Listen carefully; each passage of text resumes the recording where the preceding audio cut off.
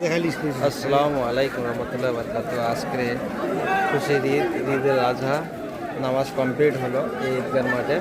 আমি আছি আর বিভিন্ন আমাদের দেশ গ্রামের মাওলা আছে সাথে। এর আগে আমি একটা কনস্ট্রাকশনের কাজের ভিডিও আপডেট দিয়েছিলাম, তো এই সেই কন্ট্রাক্টর।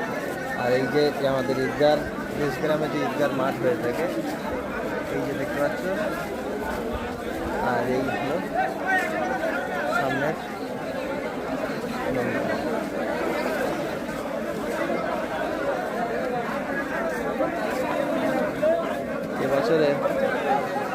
এবছরের ঈদটা কোনো মোড়া লাগছে না, ঈদের কোনো যেন জোশ আসছে না। তো প্রিয় বন্ধুরা, সব জায়গায় এরকমই আলহামদুলিল্লাহ নামাজ কমপ্লিট হলো। আরও বিস্তারিত যদি কোনো ইয়ে হয় সেগুলো কিছু জানাবো।